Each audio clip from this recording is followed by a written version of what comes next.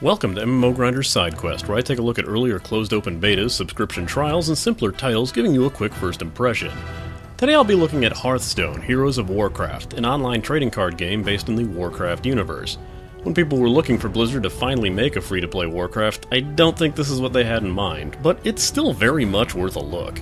Since I never played the physical trading card game that Blizzard put out years back, and recently discontinued to the dismay of those who, unlike myself, weren't merely collecting the cards for a chance at bonus items in the actual World of Warcraft MMO, I can't really tell you how close Hearthstone plays to that version. So any TCG comparisons that I will make will come from my general experience with Magic the Gathering. In before the ironic complaints of, not all TCGs are Magic the Gathering. For the record, I never played Yu-Gi-Oh! Either. Did play Pokemon, though. Can I move on now? Simple to run, yet very detailed and polished, Hearthstone goes above and beyond to give you a more interactive-looking card game experience. You physically move your cards onto the field and choose your targets. The game board is filled with 3D models and iconic imagery, and the attacks and spell effects vary when using them. The cards are easily identified, especially when they have certain statuses, and the artwork is very much in the World of Warcraft style. This is probably closest to the 3D colorful cartoon effect that WoW's been going for years. Well, at least until they get the apparent graphical upgrade that's coming in the next expansion. Solid sound work and amazing music as well, the game shouldn't disappoint Warcraft fans in that regard. The entire soundtrack is even available on the Hearthstone website and does fit well to the mood.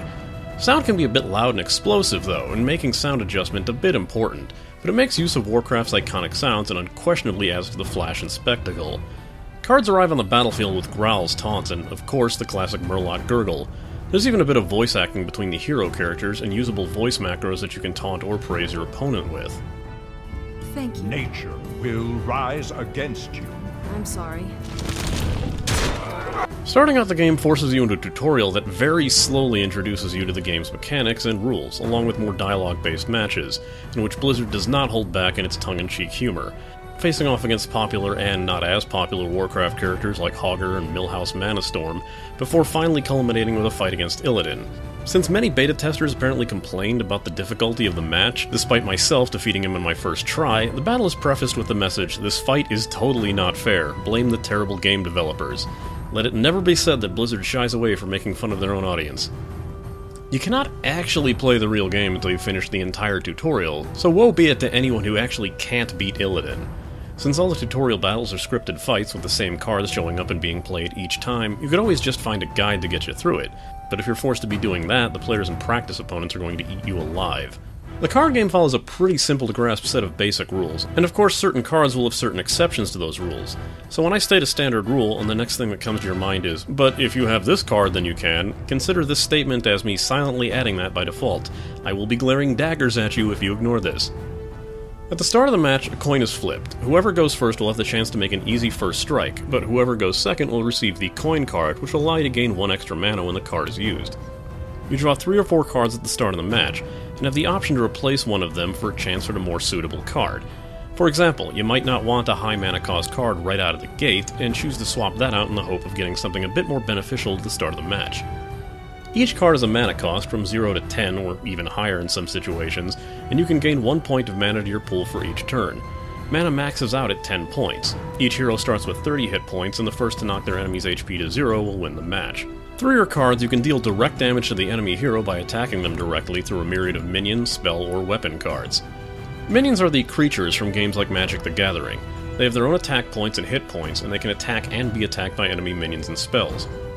When you summon a minion by playing a minion card, they cannot attack that turn, leaving them vulnerable for a counterstrike. However, many minions also have powers that will make them more than just attack fodder, such as Charge, which allows them to attack the minute that they're summoned, Taunt, which forces the enemy minions to attack only that card, Stealth, which keeps them from being attacked by anything until they attack, and other powers as well.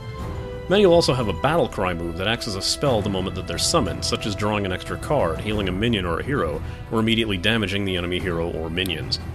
Unlike Magic the Gathering, you can attack your opponent directly with your minions, even if they have minions on the field themselves, with the aforementioned power of Taunt notwithstanding.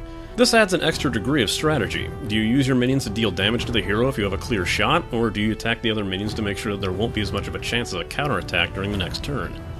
However, when minions attack other minions, they both do damage to each other, meaning the minion you attack will still do the level damage it's capable of to your minion, and it's entirely possible that you'll lose your own minions in the process. any damage done to a minion remains on it until it's healed or killed. Spell cards are one-time use cards that have abilities based upon each card. Some deal direct damage to the target, some will heal, some will change the properties of other cards, and so on.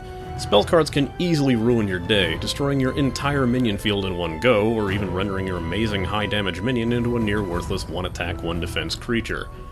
Having a mix of good minions and good spells will always be key to survival. Do not neglect to hold on to a few. Some heroes can use weapon cards, which often act as free damage shots per round. Once used, you can attack with a weapon card once per turn, until its durability is depleted. Weapon cards are unattackable unless using a specific spell or minion abilities.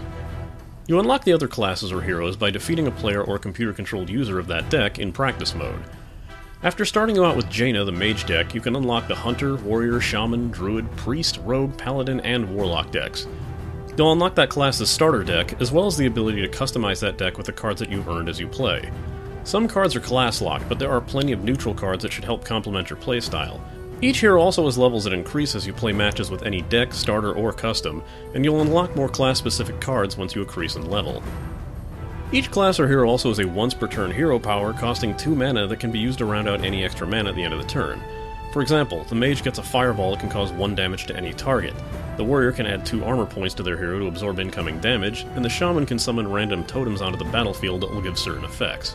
Just click on Practice to face off against the computer-controlled opponents using starter decks, which is a good way to practice a newly unlocked hero or newly customized deck, and get their levels up before you take on human opponents who will likely have a lot more cards at their disposal. Press play and you'll be matched up with real-life opponents, which should pair you up against other players who have similar win-loss totals for an estimate of facing off against someone of equal skill. You can choose between ranked matches or just play casually. The arena mode is unlocked once you've gained every hero, and each run requires a buy-in price of 150 gold, earned by completing quests in play mode or using real-life currency. Arena mode requires that you play with a somewhat pre-constructed deck and face off against others for a chance at the game's more unique cards and greater rewards. There's really not much to touch upon referring to the community, as, due to the fact I mentioned earlier, you can't speak with your opponents beyond a few existing set macros. Perhaps this is in an effort to cut down on the toxicity or allow for a younger audience to play this game. You can only chat with friends that you have on your friends list, and that chat works standard like any other. Pressing enter will bring up the chat interface, but only if you have a friend online.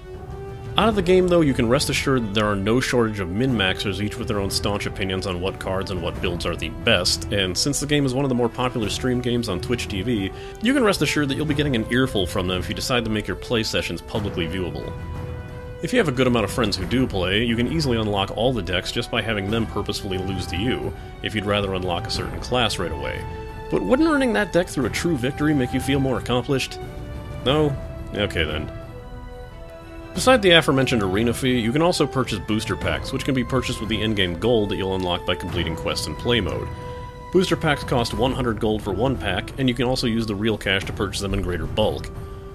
Each pack contains 5 cards with the promise of at least one of them being a rare. Be warned that all purchases are linked to your Battle.net account, so if you have an old card tied to a Warcraft account or something, that's what's going to be charged if you lack funds in your Battle.net account, or if you haven't set up a new payment method. It's a pretty simple cash swap system with nothing beyond booster packs to really consider purchasing. Blizzard certainly knows how to lay on the presentation, and Hearthstone is one of the slicker online TCGs I've seen in a good while. Although it might not have the depth and complexity of something like Magic the Gathering, there's still a lot of interesting playstyles and strategies that you can come up with once you gain access to a greater card library. It's great fun for casual players, fans of TCGs, and those looking for some Warcraft nostalgia, and it's pretty easy to run on a lot of machines. Hearthstone is available for free and in open beta for anyone who wishes to try it out. Downloading the game does require a Battle.net account, so prepare to log in with your WoW, StarCraft 2, or Diablo 3 account, or create an account if you don't play any of those previous Blizzard titles. This has been an MMO Grinders Sidequest, and it's time I logged out.